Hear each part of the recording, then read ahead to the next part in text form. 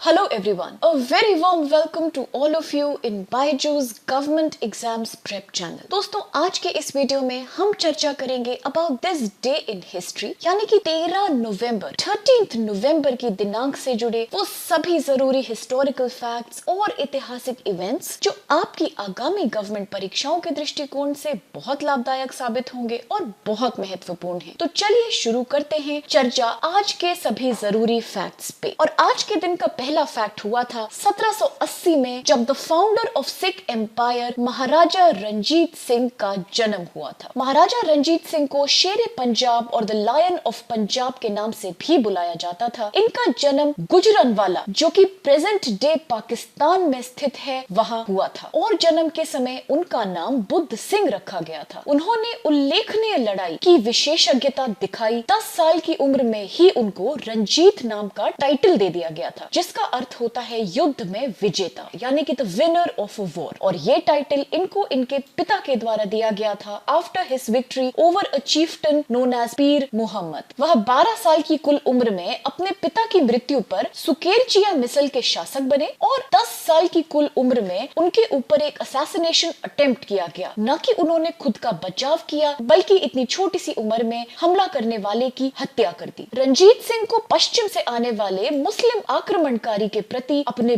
बहादुर प्रतिरोध के लिए जाना जाता है। उन्होंने प्रसिद्धि और मान्यता प्राप्त तब की जब उन्होंने पंजाब पे कब्जा करने का प्रयास करने वाले अफगान शासक शाह जमन की सेना को हरा दिया। He expanded his empire by annexing states around him. The Sikh Empire existed from 1799 to 1849. At its peak, the empire extended from Khyber Pass in the west to western Tibet in the east and north में कश्मीर से लेके मिठान coat तक उनका साम्राज्य फैला हुआ था। रंजीत सिंह के साम्राज्य के प्रमुख शहर थे लाहौर, अमृतसर, मुल्तान, पेशावर, जम्मू, श्रीनगर, रावलपिंडी और सियालकोट। अप्रैल 1801 में रंजीत सिंह को पंजाब का महाराजा घोषित भी कर दिया गया था। रंजीत सिंह की सेना को खालसा सेना के रूप में बुलाया जाता था और उन्होंने इसे आधुनिक बनाने के लिए कई प्रयास किए। इसके प्रशिक्षण में बहुत सुधार किया। रंजीत सिंह के नेतृत्व में सिख एक मजबूत और एकजुट राजनीतिक इकाई के रूप में उभर के आए। 27 जून 1839 को लाहौर में 58 वर्ष की आयु में इनकी मृत्यु हो गई और इनकी समाधि आज लाहौर में स्थित है, जो कि पाकिस्तान में है। उनका उत्तराधिकार उनके पुत्र खड़क सिंह ने किया। हालांकि उनकी मृत्यु के बाद साम्राज्य लंबे समय तक नहीं चल पाया। अंग्रेजों ने द्वितीय एंग्लो सिख युद्ध के परिणाम स्वरूप 1849 में सिख साम्राज्य को समाप्त कर दिया। महाराजा रंजीत सिंह की सबसे मेमोरेबल लेगेसी है सिखों के सबसे प्रतिष्ठित गुरुद्वारा हरमिंदर साहिब का और विस्तार करना, उसमें और कंस्ट्रक्शन करवाना, एक्सपेंशन करवाना, जिसको कि हम ज्यादातर स्वर्ण मंदिर के रूप में जानते हैं। With this friends, let's go to the next fact of today. और ये हुआ था 1899 में, जब जाने माने Indian born Pakistani general civil servant Iskander Mirza ji का जन्म हुआ था। इस्कंदर अली मिर्जा का जन्म भारत के मुर्शिदाबाद में 13 नवंबर 1899 को एक कुलीन और धनी अभिजात परिवार में हुआ था, जिन्हें बंगाल के नवाब और बाद में मुर्शिदाबाद के 1880 के नवाब के नाम से जाना जाता है। उनके पिता फतेह अली मिर्जा मुर्शिदाबाद के शासक घर के थे, जो पहले नवाब मंसूर अली खान के पोते थे। मिर्जा बड़े हुए और बॉम्बे में अपनी स्कूली शिक्षा प्राप्त की। बॉम्बे विश्वविद्यालय के एल्फिंस्टोन कॉलेज में भाग लिया, लेकिन सैंडहर्स्ट में रॉयल मिलिट्री कॉलेज में भाग लेने के लिए उन्होंने विश्वविद्यालय को छोड़ दिया। इसके पश्चात उन्हें ब्रिटिश गवर्नर जनरल द्वारा किंग्स कमीशन के लिए चुना गया था। मिर्जा सैन्य कॉलेज के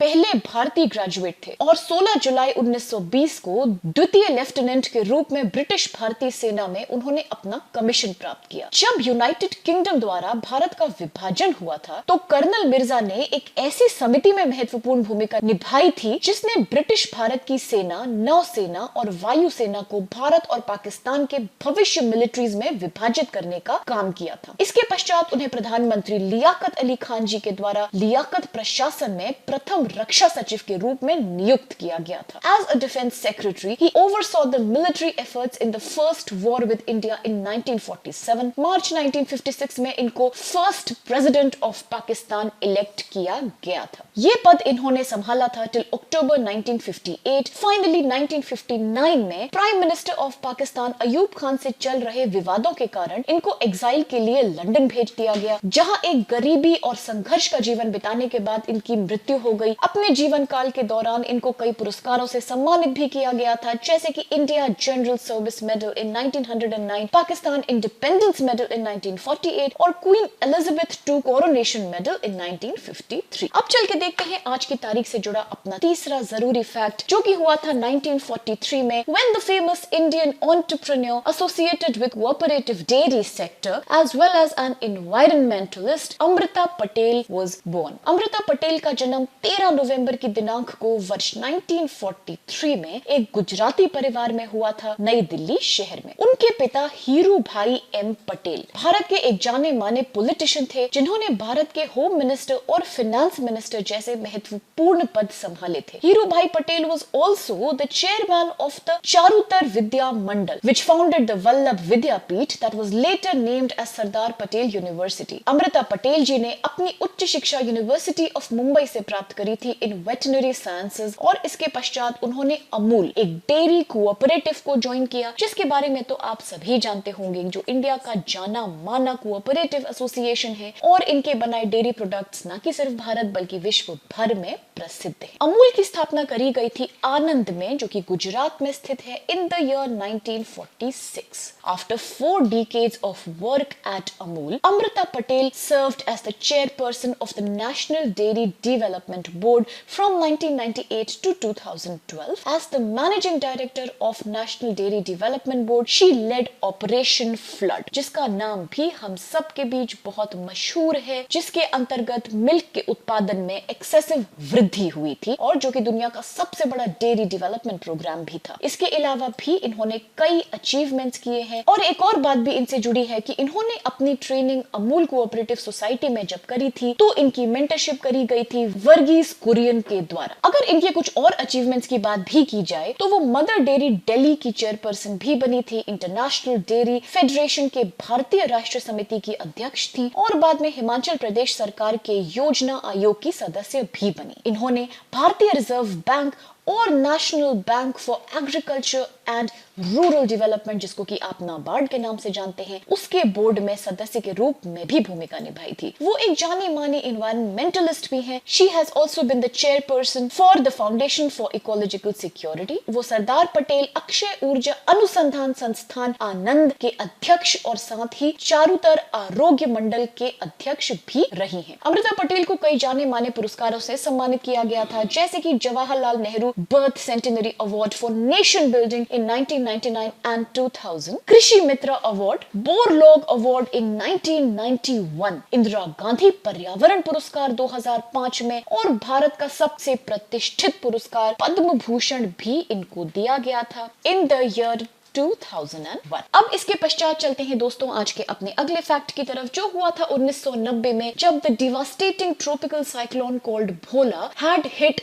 बांग्लादेश, जो कि उस समय ईस्ट पाकिस्तान के नाम से जाना जाता था, और आज ही की दिनांक के दिन कई दिनों तक डिवास्टेशन पहुंचाने के बाद भोला थमने लगा था। 11 नवंबर 1917 को पूर्व पाकिस्तान यानी कि वर्तमान के बांग्लादेश और भारत के पश्चिम बंगाल में आए विनाशकारी चक्रवात ने बहुत विनाश किया और तकरीबन 5 लाख से भी अधिक लोगों की जान ली। यह चक्रवात 1970 में उत्तर हिंद महासागर के चक्रवात के मौसम में छठा चक्रवाती तूफान था और उस मौसम का सबसे मजबूत तूफान साबित हुआ। 8 नवंबर को बंगाल की केंद्रीय खाड़ी के ऊपर चक्रवात बनने लगा और उत्तर की ओर तेजी से यात्रा करने लगा। इसके साथ इसने अपनी न कि सिर्फ गति बढ़ा ली बल्कि मजबूती में भी इसके वृद्धि होने लगी। अल्टीमेटली 10 नवंबर को 185 किलोमीटर प्रति घंटे की स्पीड से हवाएं चलने लगी और अगले आफ्टरनून तक इसने पूर्व पाकिस्तान में जाके अपना लैंडफॉल बनाया। तूफान ने कई अपतटीय द्वीपों को तबाह कर दिया, गांवों को मिटा दिया और पूरे क्षेत्र में फसलों को नष्ट कर दिया। भारत में इस चक्रवात ने अंडमान और निकोबार द्वीप समूह में व्यापक बारिश ला दी। कलकत्ता से कुवैत तक यात्रा कर रहे एक 5500 टन का फ्रेटर जिसका नाम था एन मार्ग एमवी महज मित्र 12 नवंबर को तूफान के कारण डूब गया, जिसमें भी कई लोगों की जानें गईं। And despite the strained relationship between India and Pakistan Bharat सरकार ने कोई कमी नहीं करी त्रासदी से इफेक्टेड इलाकों में अपनी मदद पहुंचाने की और वित्तीय सहायता प्रदान करने की। With this now let's move down to the next fact of the day, जो हुआ था 2009 में, जब नासा ने ऑफिशियली अनाउंस किया कि डिस्कवरी ऑफ वाटर हुई है on the surface of moon because of the investigation that was done by the lunar crater observation and sensing satellite, जिसको कि हम एलक्रॉस के नाम से भी बुलाते हैं। 13 नवंबर की ही दिनांक को नासा के वैज्ञानिकों ने ये ऐलान किया कि उनके द्वारा भेजे गए रोबोटिक स्पेस क्राफ्ट एलक्रॉस ने चंद्रमा की सतह पर पानी और जमे हुए बर्फीले पानी को खोज निकाला है। नासा ने ये भी बताया कि इस पानी की मात्रा पहले सोची गई मात्रा से कहीं अधिक है, जो कि आने वाले समय में धरती पे बसे हुए समूचे ह्यूमन सिविलाइजेशन की एनर्जी और वाटर नीड्स को पूरी करने में बहुत लाभदायक साबित हो सकती है। चंद्रयान 1, जो कि भारत द्वारा भेजा गया एक स्पेस क्राफ्ट था, उसकी खोज के तुरंत बाद ही एलक्रॉस मिशन की भी शुरुआत कर दी गई थी और एलक्रॉस मिशन का मुख्य उद्देश्य यानी कि मेन एम था चंद्र ध्रुवीय क्षेत्र के पास स्थायी रूप से छाए हुए गड्ढे में बर्फ के रूप में पानी की उपस्थिति का पता लगाना, और यह दक्षिणी चंद्र गड्ढा कैबियस में पानी की पुष्टि करने में सफल भी रहा। एलक्रॉस क्राफ्ट को कई पुरस्कार दिए गए इसकी उपलब्धि के लिए in the field of technology, management and scientific accomplishment. Few of these crucial awards वर 2010 में इसको दिया गया था नासा ऑनर अवार्ड, जो कि यूएस के द्वारा दिया जाता है, और 2010 वर्ष में फिर से इसको दिया गया था नॉर्थरॉप ग्रमन कॉर्पोरेट अवार्ड। इस पॉइंट पे थोड़ी सी जानकारी दोस्तों ले लेते हैं about Chandrayaan 1 also, because exams के पॉइंट से चंद्रयान 1 बहुत महत्वपूर्ण है। इतने सारे छोटे बड़े डिटेल्स हैं जो यहाँ से पूछे जा सकते हैं। तो जैसा कि आप जानते हैं, Chandrayaan 1 was the first Indian lunar probe under the Chandrayaan program. It was launched by the Indian Space Research Organization, जिसको कि हम इसरो के नाम से बुलाते हैं, in October 2008. It was operated until August 2009. इस प्रोब ने लूनर क्रेटर, एक ऐसा लूनर गड्ढा जिसका नाम है शेकलटन, के पास क्रैश हिट किया था और उपसतह की मिट्टी को खारिज कर दिया था, जो चंद्र पानी की बर्फ की उपस्थिति के लिए विश्लेषण किया गया जाना माना इशू बन गया फॉर फ्यूचर। प्रभाव के स्थान का नाम जहां पे इंपैक्टर ने लैंडिंग की थी उसका नाम रखा गया है Jawahar point. With this friends let's close the facts for today, लेकिन सेशन की समाप्ति के पहले जानना जरूरी है कि कौन से हैं सवाल आज हमारे पास। और पहला सवाल कहता है, which Sikh emperor was given the title of शेरे पंजाब? शेरे पंजाब की उपाधि किस सिख सम्राट को दी गई थी? ऑप्शंस आपके पास कुछ इस प्रकार हैं कि A Maharaja Harish Singh, B Maharaja Ranjit Singh, C Maharaja Kharak Singh, या फिर D Maharaja Naunihal Singh. The next question says, who was the first president of Pakistan? कौन थे पहले राष्ट्रपति पाकिस्तान के? ऑप्शंस कुछ इस प्रकार हैं कि A Ayub Khan, B Iskander Mirza, C Zulfikar Ali Bhutto, या फिर D Yahya Khan. Next question says, where are the headquarters of Amul dairy cooperative situated?